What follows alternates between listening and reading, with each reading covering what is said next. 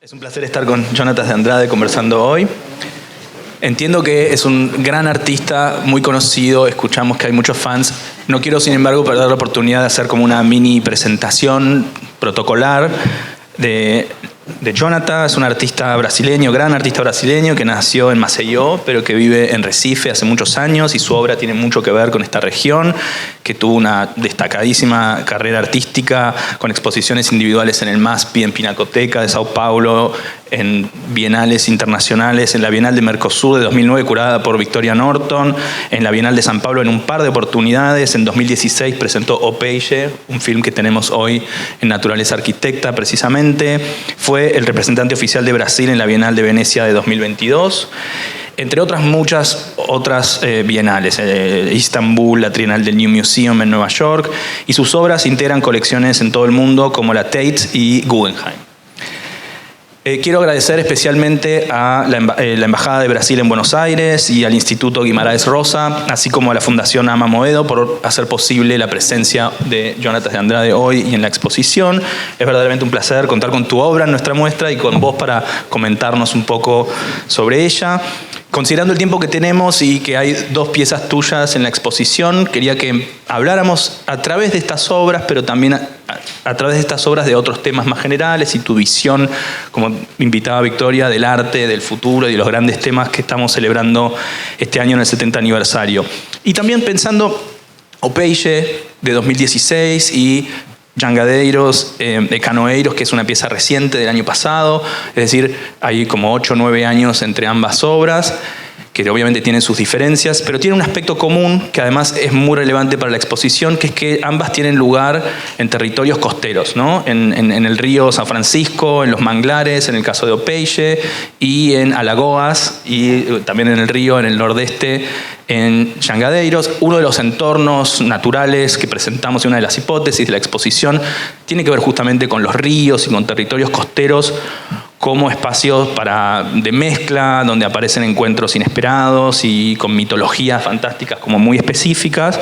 Entonces quería preguntarte, para empezar, ¿cómo es tu relación con ese paisaje al que has vuelto de los ríos, los manglares y estos personajes entre los pescadores y los jangadeiros? Bueno, buenas tardes, buenas noches. Es un placer enorme estar acá por varias razones. Así, mi historia con Victoria es muy particular porque fue con su invitación que participé de mi primera bienal y con un proyecto que se llamaba Resaca Tropical. Y todo empezó un poco a tomar una otra escala desde ahí. Entonces, Victoria, sí, es muy lindo estar acá y venir con tu invitación a mostrar O Peixe y Jangadeiros, que es dos piezas también muy importantes en momentos distintos de mi trayectoria. Y bueno, con tu pregunta, Patricia, muchas gracias. Así, yo vivo en Recife, nací en Maceió, que es el nordeste de Brasil, que es una parte de las primeras a ser colonizadas en Brasil, en la dinámica donde la economía va más al centro, a São Paulo y Río. Es una zona que tenemos un Brasil más viejo, con muchas complejidades, la pobreza y todo. Y ser un artista ahí de una manera es articular siempre la historia de Brasil desde mi paisaje y los personajes que están ahí. O Peixe se pasa en un momento donde yo estaba muy pensando en posibles tradiciones inventadas. Yo había hecho un proyecto de una corrida de carrozas, de caballos, con los carroceros de la ciudad, que estaban prohibidos de estar en la ciudad y estaban ahí por resistencia, pero también por falta de otro trabajo. Y yo pensaba algo que se mezclara con la relación con la naturaleza y también vivir un sueño. Yo soñé con esa escena, una escena muy fuerte, que mezclaba violencia, amor, erotismo, entre un pescador que luchaba con un pez. Y fue un sueño, yo no me acuerdo de los sueños generalmente, y bueno, me despertó una amiga que hacía la escena. Y yo dije, me ayuda que no olvide esa locura. Y me llevó años a comprender cómo filmar. Y así que propuse a un grupo de pescadores de la Foz del San Francisco, del río San Francisco, que es un río mítico para nosotros, que atraviesa el sertón, que es como nuestro desierto, un desierto histórico que familias salieron huyendo de la sequía hasta São Paulo y Río. Y es el momento donde ese río encuentra el mar. Y eran centenas de pescadores. Yo les contaba esa historia y a muchos les parecía rarísimo, ¿no? Porque eso no se pasa, ¿no? Nadie abraza los peces. Y uno me preguntó, ¿pero quieres que hagamos como una novela? Y me pareció genial y yo dije, quizás es como una novela. Porque ahí se puso claro la idea de un personaje y también de un performance. Así, de una invitación a hacer una escena. Yo les dije, quiero contar una historia de un pescador que abraza a los peces. Y invité al final a 10 pescadores que hiciera ese. Y no había ensayos, así que describimos mucho qué iba a pasar así, y qué iba a sentir. Y yo les pedía, la verdad no es bastante en ti, porque les quería desconcentrar de la presencia de la cámara. Quiero que se concentren en qué está sintiendo el pez y que le acalme. Y es muy lindo que así, a cada toma, es la misma historia, la verdad, que repite. Vemos que los pescadores cambian la relación con la cámara. A veces hay algunos que están hiperconscientes, otros que están completamente así, sintiendo la escena de verdad. Y para mí fue un shock, la verdad, porque es muy violento, mucho más violento que pensaba yo, y me sentí mucho culpable también filmando. Y creo que solamente haciendo sentí la dimensión de todo lo que tocaba en relación a nuestra relación con la naturaleza y todas las complejidades, la violencia que tenemos y también esa falsa naturalidad de dominación que tenemos como especie. Y fue un proyecto y un film que de una manera me llevó a un montonazo de discusiones que yo no tenía idea que estaba en el centro del huracán, como sufrimiento animal, veganismo y todo eso. Y es una obra que de una manera tiene mucho de las cosas que me encanta en el arte. La mezcla entre documento y ficción, la idea de un hibridismo desconcertante, la idea de que hacemos arte para convocar al público que de una manera se posicione. Y yo estoy, la idea de que a través del arte me acerco a gente que me enamoro y soy romántico, que observo y tengo una fascinación romántica desde lejos, pero el hacer del arte me pone en pura negociación. Cuando yo iba a estar con centenas de pescadores a discutir una escena y discutiendo cómo y qué va a pasar, y en ese momento mi propio delirio artístico, poético se pone en check también, porque muchas veces tengo que negociar y adaptar y comprender cómo hacer por pura falta de... mi cuerpo no tiene el vocabulario, el repertorio de fisicalidad. Y en ese momento me acerco a aquellos que tienen, así que me acerco, aprendo y negocio, me expongo.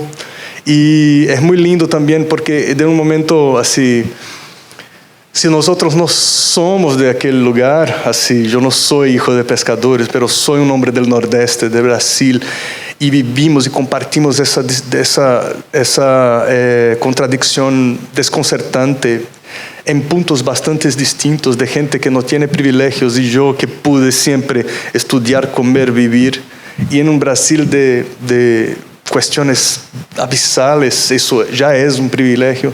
Así que me parece lindo que el arte de una manera nos ponemos ahí frente a frente y intentando una cosa. Y ese resultado es un pretexto, un pequeño resto de lo que vivimos, y eso ecoa históricamente. Es muy, muy emocionante, desafiador, porque me pone a responder públicamente, éticamente sobre eso para siempre. Así es la cosa más cercana de tener hijos para mí. Así que hago una broma porque así imagino, ¿no? Así que tener hijos, hay aquellos que son los más rebeldes y por eso tienen más personalidad, charme y todo. Hay aquellos que son más correctos y también así más previsibles. Hay aquellos que tienen un poco de vergüenza, y hacer el arte es un poco eso, así. Los controversiales, muchas veces los trabajos más así fuertes, muchas veces nos pone en más exposición a nuestras propias contradicciones. Y en ese film de O Peixe fue un momento donde vi gente salir a llorar, gente salir enamorado, gente salir hipnotizado con el amor, gente salir así con un sentimiento de traición cuando sabían que no era un documental y que era una invención mía. Entonces, los sentimientos eran muy viscerales, y eso fue muy fuerte también, así. Sí, buenísimo. O sea que el Peixe de tus hijos es un hijo rebelde, entendí, ¿no? De los que se han rebelado. Y esto me da pie a una pregunta que quería hacerte que me parece muy importante en tu trabajo, de las ambivalencias que mencionaste, la ambivalencia entre el documental y la ficción, que puede hacer sentir a un espectador traicionado por haber querido ver una cosa, pero más especialmente la ambivalencia en el sentido de esos gestos. Hay abrazos de los pescadores a los peces que, como vos describiste, parecen ser gestos de compasión, como de acompañarlos en el momento de morir. Este en particular le da un beso al pez. Hay otros que parece como si fuera un hijo. Hay otros donde el erotismo es más presente. Y eso, más allá de O Peixe, me parece que es importante en tu trabajo porque has trabajado con temas de política absolutamente centrales, difíciles, la colonialidad, el racismo, el ecocidio. Uno podría decir que esta película es sobre el ecocidio, pero en general no lo haces bajando un mensaje lineal en el sentido de, bueno, esto está bien, esto está mal, habría que hacer esto, sino con estas emociones complejas que quedan irresueltas en los espectadores, ¿no? Con una ambivalencia de la que hablabas.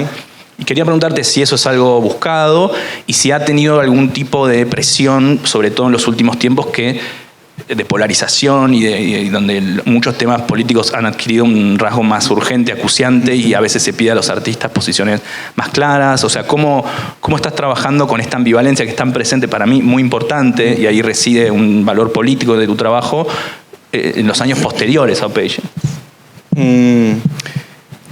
Yo empecé como artista en Brasil en un momento donde había todo un momento un poco blasé, comprende así. La gente iba a las muestras bastante a aplaudir y no, algo políticamente éramos como fruto de una amnesia política. Era una generación fruto de un post-dictadura que fue súper violento con la idea de la memoria. Entonces, había una desconexión enorme. Entonces, para mí, la estrategia de la ambigüedad era siempre tener una provocación con el público, que yo quería tener un diálogo de que los que vieran mis piezas de una manera se posicionaran o estuvieran invitados a pensar, a reaccionar, a decir sobre lo que era. Eso, para mí, así, tener algo de pepper, ¿sabe? De faísca, ¿cómo se dice? De chispas. Para mí era muy importante. Y la ambigüedad era un juego que es parte de eso. Entonces, creo que O Peixe también hay la chispa del erotismo, que también me encanta cuando no es un asunto en sí, pero la cámara misma devora la escena. Y la escena es sobre devorar un pez. Y hay un juego también donde el cuerpo hace un juego escénico que es transportado para la historia y para el público con ese juego etnográfico. Para mí la etnografía aquí, por eso elegí trabajar con 16 milímetros, era también un juego histórico. ¿Es ayer? ¿Es hoy? ¿Cuándo es eso? Y es interesante porque 2026 son 10 años, ¿no? Y de una manera me parece súper atemporal, parece que hice ese año, así. Y las reacciones no son muy distintas, porque son cuestiones muy universales. Con los años, creo que Brasil pasó por toda una revolución de identidades y de posición política, de una revisión del racismo y por las instituciones con la temperatura, el calor político de las calles también están revisando críticamente toda postura de colecciones que no tienen la complejidad brasileña de la historia colonial, del racismo, o sea, artistas negros, trans, indígenas, están por sus primeras veces teniendo voz más a contar sus propias historias, que es algo urgente y una reparación histórica urgente, creo que es un movimiento global, pero en Brasil, así de donde hablo, es más fuerte, así que la ambigüedad yo sentí que de una manera históricamente yo tendría que jugar un poco distinto para que no, de una manera, no era el mismo momento donde el público no reaccionaba. Teníamos un público más politizado, más conectado con el presente, más revuelto. Así que tendría que posicionarme más. Y en ese momento representé Brasil en la Bienal de Venecia de 2022, después de la pandemia, y fui invitado por la Fundación In Between Art Film para hacer un film urgente, una fundación de Italia dedicada a film de artista. Y yo propuse hacer un film con una comunidad de personas sin abrigo. Entonces invité a 100 personas sin abrigo a través de los abrigos públicos y fue fuertísimo y súper arriesgado porque yo no vengo de esa realidad. Hay todo un juego también de cómo hacer eso con personas de extrema vulnerabilidad. Pero fue un ejercicio de nuevo, de intentar y de llegar y de aprimorar una percepción ética y frente al encuentro y tener el arte como esa conexión, como ese pretexto y también algunas ideas que tienen que ver con Augusto Boal y con el teatro de oprimido. Eso fue... También hay un juego de ficción ahí. Así, la ficción en ese proyecto era proponer una escenación de un fin de semana donde todo estaba garantizado con comida, no había policía, no había tormenta, o sea, eran una gran familia. Y fue una locura, una gran locura, porque yo invité a 100 personas para que mi equipo no pudiéramos controlar exactamente la narrativa, y eso se fue pasando de una manera súper viva, caótica, y destruyó mi guión, así, y tuve que readministrar. Y un pequeño punto aquí, yo había pensado todo como gestos y como un baile, y ellos de pronto llegaron a decir, ¿cuándo hablo para la cámara? Y yo eso no estaba pensado. Y bueno, creamos un acto ahí que es el momento donde el film se pone de ellos. Qué bien, ¿no? Porque sería un desastre si al final la película fuera mía solamente. Y así, pero la urgencia era el Brasil de Bolsonaro, con una locura con los derechos humanos, con una locura con toda la cuestión indígena Amazonia, un genocidio absurdo, con toda una negación de la vacuna. Así que, mismo en esa, todavía jugando con una cierta ficción documental, es un film claramente antibolsonarista, porque cuando ellos piden la palabra, ellos dicen, Bolsonaro para la calle ahora, fuera. Y dicen cosas como sistema fascista, su hora está llegando. O sea, hay esas... Entonces, para mí, mismo cuando pienso que hay que posicionarse y jugar de otra manera con la ambigüedad, sigo creyendo en la ambigüedad.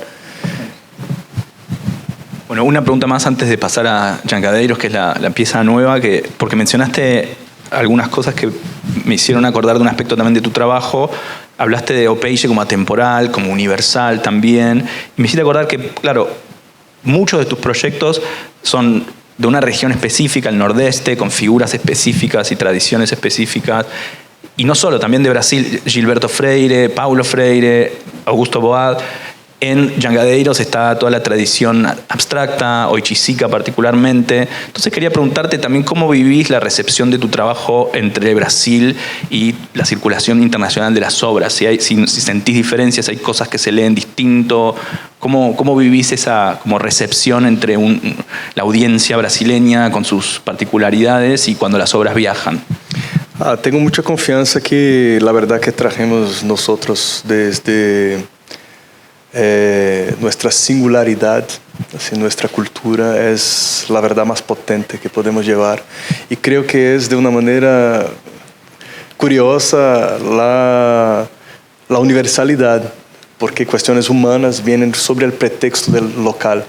Creo que con Opeixe y otros trabajos así, las dinámicas de poder, memoria, destrucción, guerra y son bastante universales, tristemente universales. Así que un cuento tropical que parece romántico y distante, muchas veces nos genera en un espacio internacional la ligereza, ¿cómo se dice? Para mirar a cosas que muchas veces están aquí al costado y que la carga política no nos permite hablar. O sea, podemos ofrecer metáforas a través de las micro fábulas que parecen tan lejanas y hablamos de cosas que son muy vecinas. Entonces, no sé muy bien comparar, pero ese diálogo que de un primer momento parecía tan difícil me parece muy natural muchas veces. Bueno, propongo que veamos también algunas imágenes de Jangadeiros, y que es tu film del año pasado, que estamos presentando también en Naturaleza Arquitecta. En este caso también tiene lugar en el Nordeste, en Alagoas, que es donde te criaste, ¿no? Es muy lindo porque las dos piezas que mostramos aquí es la primera vez que muestro juntas. Y las dos hice en Alagoas, que es mi estado natal. Y son los únicos proyectos que hice ahí. Y bueno, los Jangadeiros son una comunidad de como dice, navegadores, así, llevan gente en un barquito a vela a las piscinas naturales, y siempre los vi desde niños hacer el mismo gesto de juntar gente a vencer el peso del barco para salir del mar y poner en la arena, o al contrario. Y se acercó el Museo Victoria and Albert y me propuso hacer un trabajo en fotografía inicialmente, y yo les propuse hacer con esa comunidad. Y cuando empecé a hacer los retratos de esos jangadeiros, que son muchas veces figuras que están ahí de generación a generación con el mismo gestual, son también muy invisibilizados por la especulación de la playa, del territorio. Y aquí no vemos, pero esas velas triangulares generalmente tienen publicidad hecha a mano, que es una manera una manera que gana la vida. Y había algo de color, algo también de la cultura, de la tradición de lo hecho a mano, que me interesaba, y también de cómo esa tradición resistía ahí en un momento con lanchas a motor y todo. de alguna manera ese barco era la visión tropical de un romantismo y por eso resistían ahí. Yo empecé a proponerlos que me dieran la vela usada cuando iban a cambiar la publicidad pintada a mano, el contrato con la publicidad, y empecé a hacer serigrafías de sus rostros en esa vela, y con un bastidor como de bordado, pero lo hice cuadrado. Yo como encuadraba el retrato de una manera que la publicidad se volviera abstracta y toda la vela podría ir a la parte de atrás del bastidor, y a veces las mostraba con la vela suelta por detrás, lo que hacía que se volviera un poco una escultura o un híbrido entre fotografía, pintura, escultura, un poco como velas parangolés de una manera. Y para mí, en ese momento, yo supe también de una corrida de canoas en el río San Francisco, en el interior, donde es súper quente, hace mucho calor, y son velas gráficas de 15 metros de altura, que podemos ver en el film que está en la exposición. Fui ahí, me fasciné y comprendí que el trabajo sí miraba hacia la abstracción desde la cultura popular, manifestaciones del abstraccionismo en la cultura popular. Así que con eso empecé a hacer composiciones. Con las fotos que yo hice de las velas, yo las hice un collage, saqué las velas originales y empecé a crear composiciones como si ellos estuvieran navegando la abstracción brasileña, la historia de la abstracción brasileña. Y quizás podemos mostrar. Sí, y empecé a jugar con paletas de la pintura brasileña. Viene de colores de Ivan Serpa, que es un pintor del neoconcretismo. Aquí los metaesquemas de Elliot Sica jugando con esos canoeiros. Y aquí volví a trabajar con serigrafía y fotografía, porque también yo estaba un poco en crisis de cómo la fotografía era tan documental que yo necesitaba un poco más de aire, un poco más de fabulación. Y en otros proyectos que hice en 2013, yo había probado una ficcionalización de la fotografía con serigrafía y algunos pasos a la ilustración, a la pintura. O sea, aquí todavía tenemos algo fotográfico, pero claramente abierto a la fabulación. Y aquí son la vela escultórica. Aquí no leemos más la publicidad y tenemos un homenaje al Jangadeiro, el time de fútbol CRB, que era del norte de Maceió, né? Que aquí la vela del coñac de Alcatrão. Sí, la vela de milagre. Esa parte, el milagre apunta para la botella en la propaganda. Paulão, que es un roleiro. Los roleiros son aquellos que son encargados de, ¿cómo se dice? Empujar la vela, porque son los jangadeiros los que velejan, los roleiros, y también es toda esa cadena de profesiones al borde del mar de Maceió. Y aquí hice algunos poemas de ese momento, también son serigrafías sobre la madera de sucupira, la madera de Brasil. Y esos poemas que hice grabado en acrílico. una pregunta sobre el film también. Esta es como la manera en que... Sí, un poco el universo, ¿no? Porque aquí mostramos el film. Sí, que está buenísima. Esa presentación es de tu última muestra, Permanencia Relámpago, donde está todo el universo de este proyecto. Pero hay un aspecto del film que también está en otros films, incluso en Opeye, con otra dimensión, que es tu trabajo con el sonido, ¿no? En este film la música es central, es un personaje como casi que lleva el montaje, y me contaste que también la has presentado con música en vivo, ¿no? Sí. ¿Cómo fue tu trabajo? ¿Es un compositor con el que ya has trabajado? Sí, es la cuarta colaboración con Homero Basílio, que es un amigo mío, percusionista, talentosísimo de Recife. Y empezamos con una película que se llamaba Jogos Dirigidos, Los Juegos Dirigidos, con una comunidad de sordos que inventó su propio lenguaje. Y era desafiador para mí mantener un ritmo, y porque teníamos todo un gestual que se acercaba al teatro también. Y lo invité a puntuar los momentos conmigo, y eso resultó súper potente. Y me encantan las colaboraciones, ¿no? Así mi escuela, bastante con mis amigos.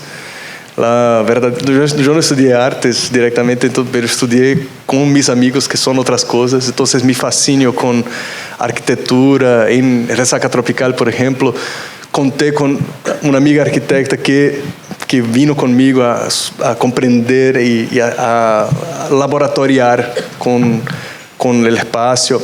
Y la música con Homero, hicimos 4 de mis películas, y esa es una de las más pulsantes. La presencia de la música crea todo un compaso para la narrativa, y porque, como van a ver, así, yo mezclo bastante las velas triangulares y los jangadeiros y la corrida de canoas, la corrida de canoas del río San Francisco. O sea, mar y río están todo el tiempo en la narrativa. Y últimamente, así, hace un par de años ya, a veces los invitamos a Homero y 2 músicos a hacer la performance musical en vivo, lo que trae una dimensión de urgencia muy bonita a lo que vemos, así, y una dimensión teatral que yo no había experimentado. Bueno, quedará pendiente para otra visita de Jonatas la presentación de la película con música, ¿no? Así. En el futuro. Sí. Pero bueno, muchas gracias. Tenemos que dejar lugar a la próxima conversación, pero sí. Gracias, Jonatas. Muchas gracias, profesor.